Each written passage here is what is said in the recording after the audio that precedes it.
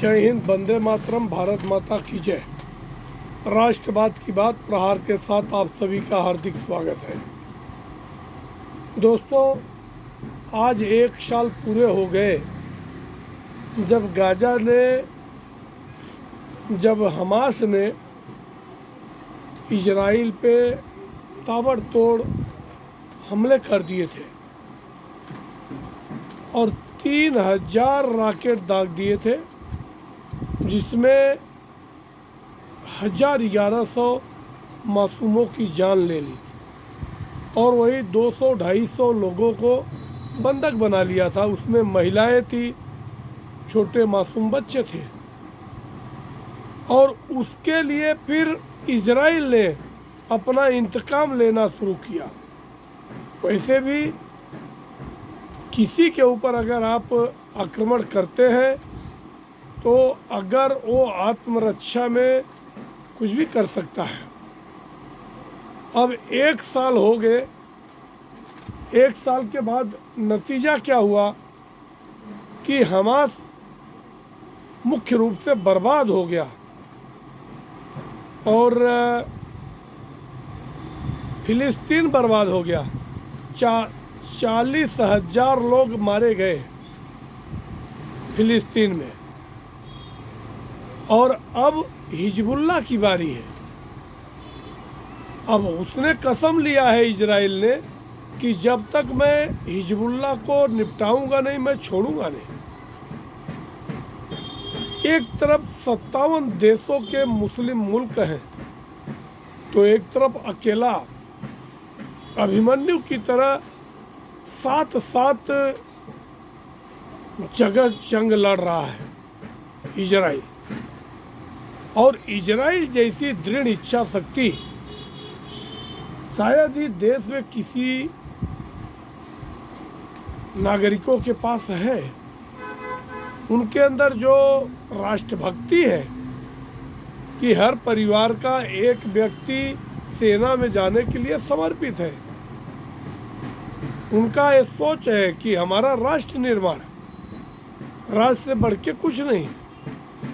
और वहाँ के जो पूर्व प्रधानमंत्री है, जो विपक्ष है, विपक्ष भी सरकार के साथ मजबूती से खड़ा है। पूर्व प्रधानमंत्री नफ्ताली बेनेट ने आईडीएफ का बहुत तारीफ किया।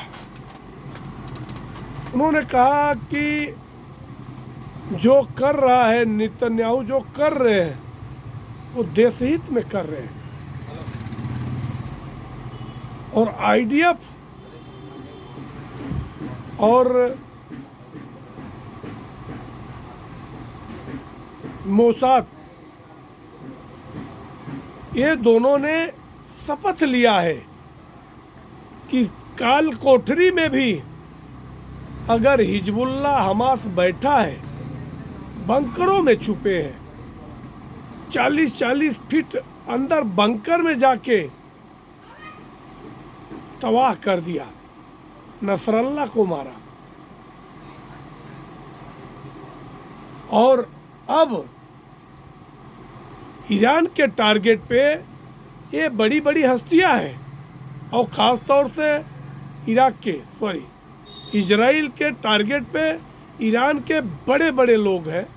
ख़ास तौर से खामनेई, जो वहाँ के प्रधानमंत्री हैं, चीफ है। और खामनेई को ऐसा ना हो कि खामनेई का भी अंत हो जाए। आज हिजबुल्लाह में बहुत बड़ी बेरूत शहर को मिट्टी में मिला दिया, खंडहर बना दिया।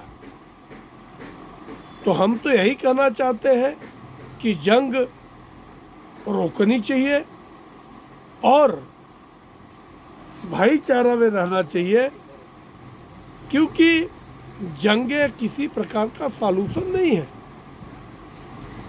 और इस तबाही में आज लाखों लोग, बेगुनाह लोग मारे गए केवल एक अहम की वजह से।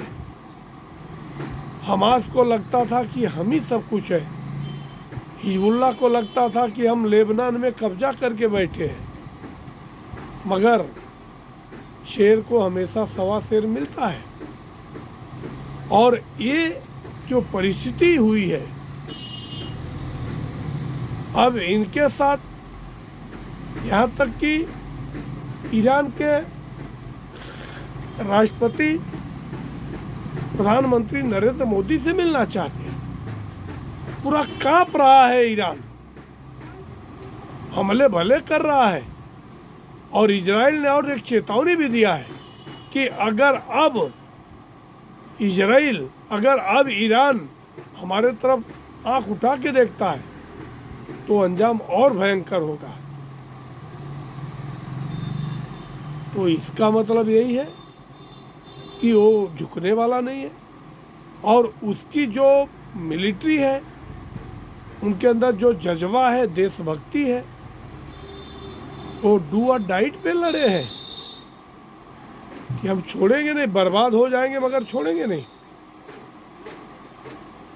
और वहाँ के पोप भी फ्रांसिस, उन्होंने भी अपील किया है कि ये जंग रुकनी चाहिए।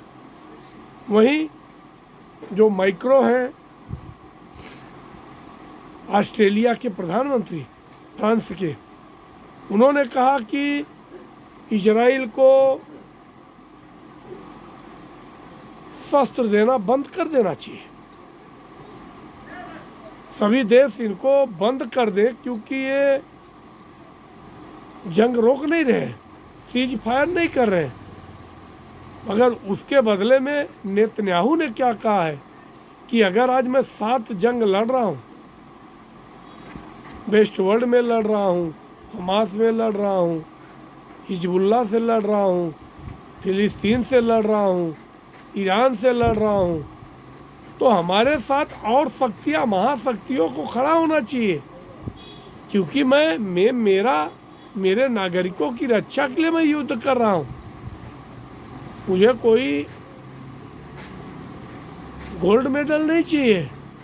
हाँ, मगर दुश्मन अगर हमारे ऊपर वार करेगा तो हमें प्रत्युत्तर देना पड़ेगा। और अब इस मुकाम पे पहुंच गया है युद्ध कि ये हो सकता है तृतीय विश्व युद्ध के तरफ चले जाए, क्योंकि रसिया ने ईरान का समर्थन किया है और ईरान अब अंदर अंदर एटॉमिक स्टेट बनते जा रहा है, वो न्यूक्लियर पावर बना रहा है। जबकि इजराइल और अमेरिका नहीं चाहते हैं कि ईरान भी न्यूक्लियर पावर संपन्न बने। तो ये बहुत गंभीर विषय है और सभी विश्व को, यूएन को आगे आना चाहिए और इस जंग को आपसी सहमति से बंद करना चाहिए। क्योंकि जंग किसी चीज़ का परमानेंट सॉल्यूशन नहीं है और इजराइल कभी बदला लेने से पीछे नहीं हटेगा। उसके सैनिकों को अगर मारते हो तो आप कहीं भी छुपे रहोगे, वो अंदर घुस के मारेगा। नसरल्ला का भाई हसीन शफुद्दीन